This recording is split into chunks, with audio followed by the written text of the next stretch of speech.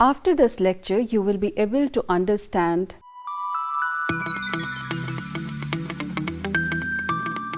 few issues related to forest, such as lumbering in forest and issues, wildlife resources, factors responsible for this decline, area of action, and little bit discussion.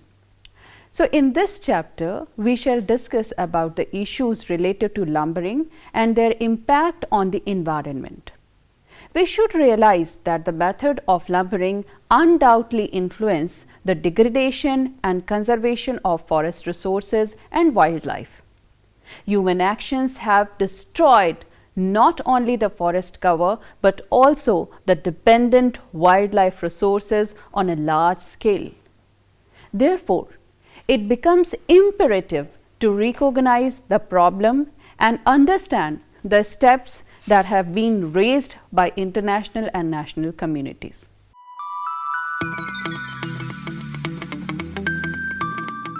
Let me discuss some issues related to lumbering in forest. Lumbering in forest faces two kinds of difficulties, namely difficulties of extraction and lack of accessibility to major market. The first factor in this connection is numerous species. The occurrence of very many different species of timber in a relatively small area, some of which may be far more valuable than others, makes the location and extraction of the more valuable trees difficult and expensive. This difficulty is aggravated by the fact that trees do not occur in stands. The understory vegetation and the tangle creepers and undergrowth makes access to the desired tree difficult. The valuable trees are usually the largest, and in felling them, other trees may be destroyed or may hinder felling operations. The hug buttress roots obstruct felling operations, making the base of the trunk too large to be cut through, so that lumberjacks have to do their work above ground level. Finally, the great size of the trees, which may be several feet in diameter, and great weight of most of the valuable hardwood trees makes them extremely difficult to handle. So, let me discuss little bit on the traditional methods of extraction. In most tropical areas, the volume of logs handled is small because for one reason or another, modern machinery is not utilized. Where the rate of extraction is small, it is not always economic to employ large plant. The timber extraction for use as domestic food in much of the Latin America and Africa is usually derived from the small trees and mechanization unnecessary. The dispersed nature of the valuable trees also inhibits the use of machinery. In most areas, however, where lumbering is now on a commercial scale, for example in Malaysia, Indonesia, and some parts of West Africa, the use of machinery is becoming more and more common. Word which we know as jungle environment. What is it?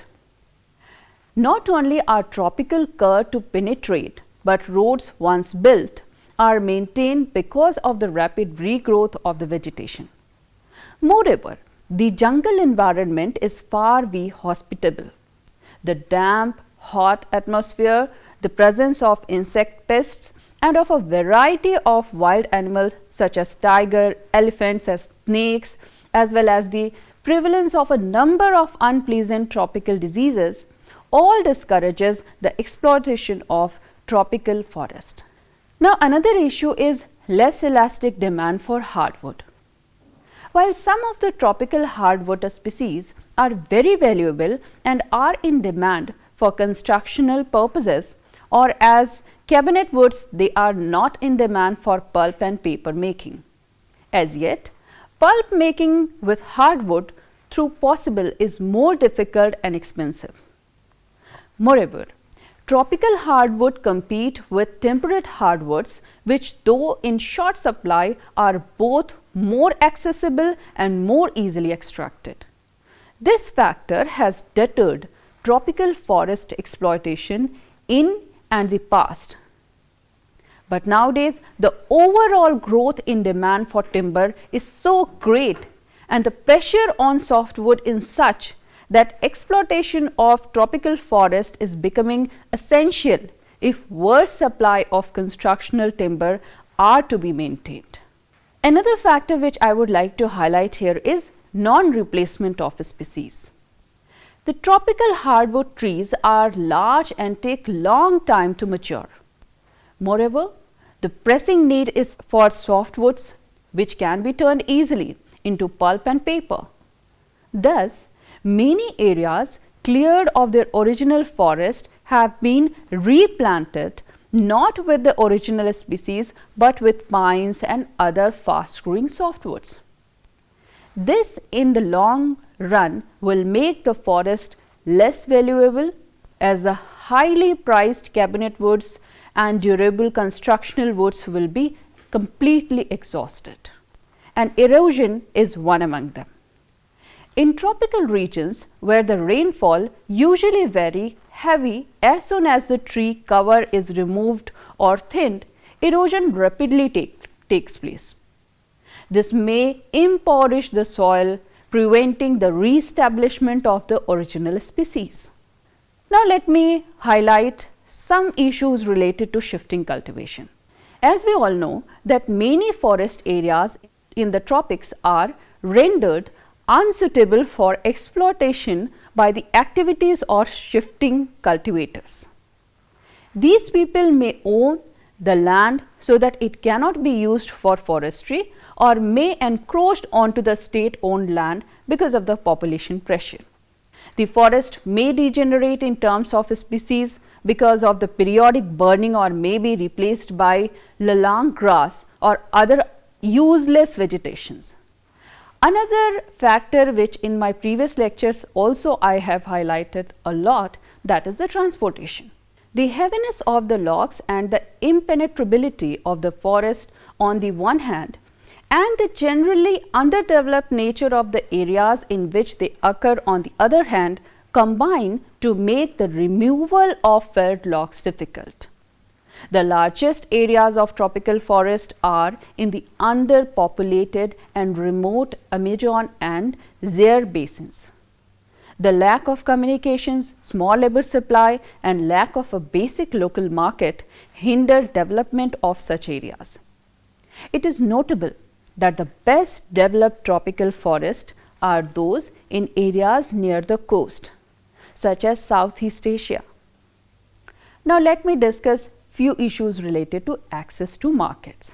As we know that while most of the temperate hardwood and softwood forests are located close to major industrial areas and population centers such as Eastern USA and Canada, Western Europe and Western USSR, most tropical forests are situated in sparsely peopled areas in countries which as yet have relatively little industrial development. Thus, there is no local market to encourage the exploitation of tropical timber resources. At the same time, the tropical areas are distant from the consuming countries, so that transport cost must be added to the high cost of extraction when the timber is exported. Only those areas of the tropical forest which are relatively accessible, for example Southeast Asia, have so far been commercially exploited. Not only are the Southeast Asian forests located at no great distance from the sea on a series of islands and peninsulas, but they are fairly close to two areas where timber demands for outstripped supplies, namely Japan, where much of the original forest cover has long been cleared, and second one is Australia, where only about 6% of the land is under forest. Now let me discuss something about wildlife resources. World Wildlife Day is celebrated every year on the 3rd of March since 2013.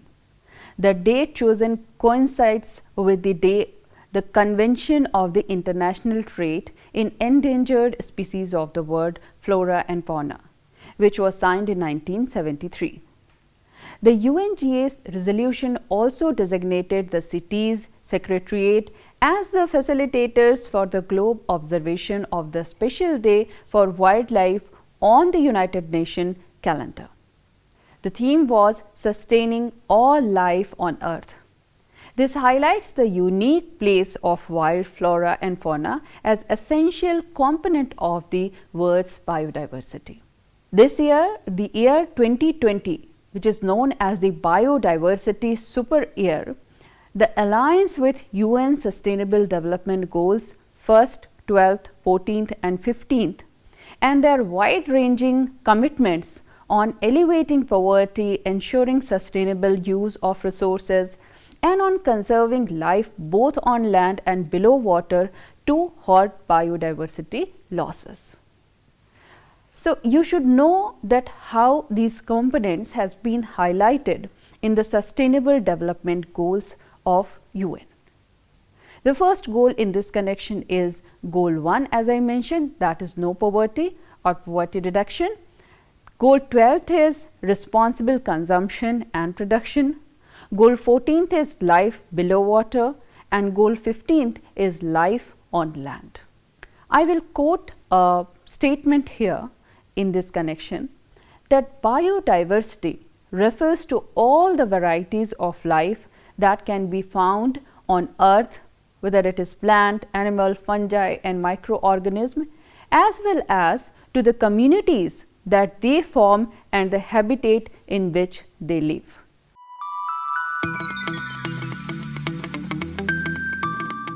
So, let me also discuss the Indian scenario in this connection.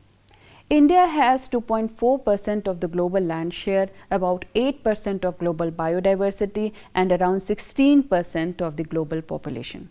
However, it has lost 12% of its wild mammals, 19% amphibians, 3% birds over the last 5 decades.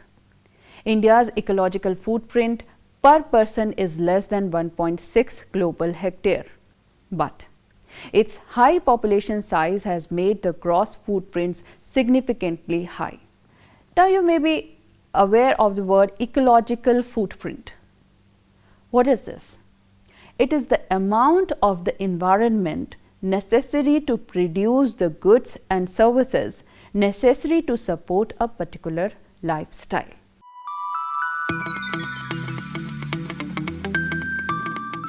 After that, I would like to describe little bit on the factors responsible for the decline.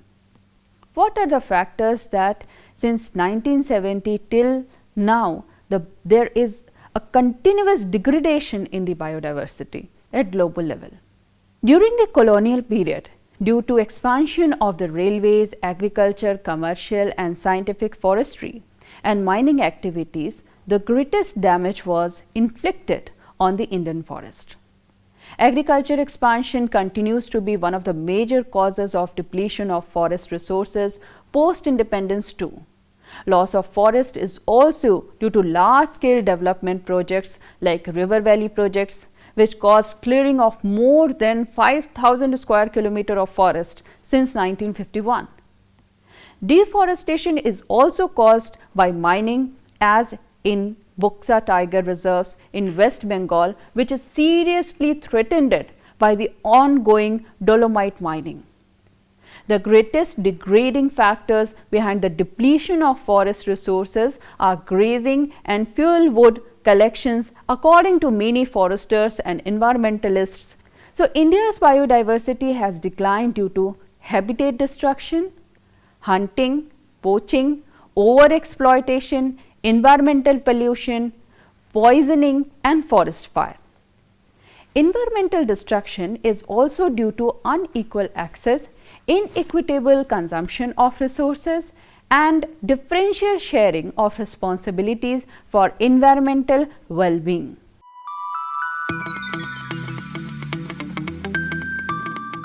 So, there is an immense need for conservation efforts.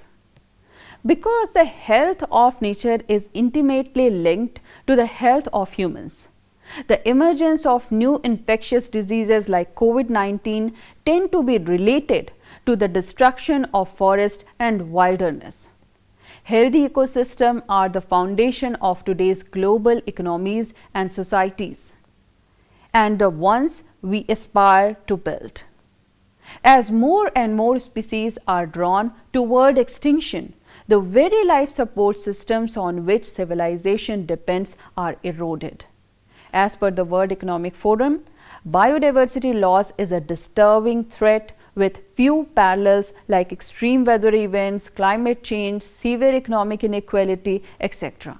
In response to the conservationist demand, the Indian Wildlife Protection Act came into action in the year 1972. This act provided several provisions for protecting habitat. The primary agenda of the program was to protect the remaining population of certain endangered species by banning hunting, giving legal protection to their habitats, and restricting trade in wildlife. For this, the central and the state governments established different national parks and wildlife sanctuaries.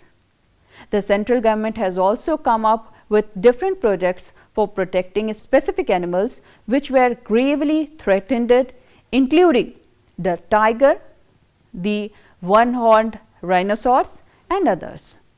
In the year 1973, Government of India came up with the Project Tiger to save the endangered species of tiger in the country.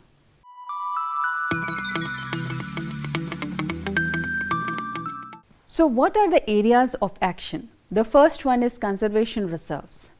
There must be renewed ambitions from the world government to establish large-scale conservation areas placed in the most valuable hotspots for biodiversity worldwide, such as a small island with species found nowhere else. Management is more important than the size of the reserves. Habitat restoration and conservation efforts need to be targeted where they are needed most, for species and habitats on the verge of the extinction. Food production. Need is to transform our food system to produce more on less land. If every farmer on the earth used the best available farming practices, only half of the total area of the cropland would be needed to feed the world. There are lots of other inefficiencies that could be ironed out too, reducing waste and favoring healthier and more environmentally friendly diets. Restoring land here, because efforts to restore degraded land are also required, such as farmland that's becoming unproductive as a result of the soil erosion. This could return 8% of the world land to nature by 2050. And in this connection, the next step is afforestation. This can help not only in arresting soil erosion, but also expansion of desertification along with avenues for biodiversity replacement.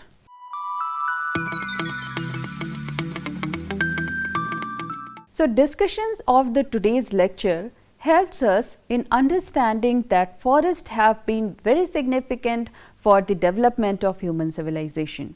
However, human greed and growing demand for forest resources has negatively impacted the forest resources and their stakeholders. Large-scale deforestation has wiped out thousands of species of flora and fauna, leading to extinction of biodiversity. Though late, but some significant steps are being taken by international as well as national agencies to resolve the negative impact of degrading forest resources and conserve the biodiversity.